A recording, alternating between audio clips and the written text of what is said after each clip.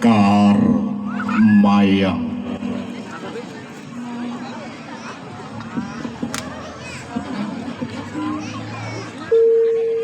Asma sejati lungguwa ingkang prayokara kene arsa tantram suwon sangoni pasuki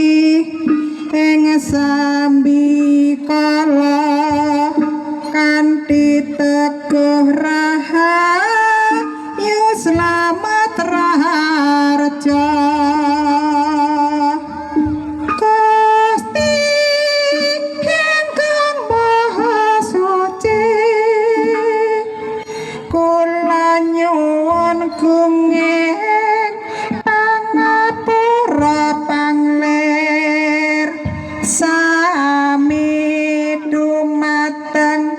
Gusti ingkang maha suci sirullah satullah sifatullah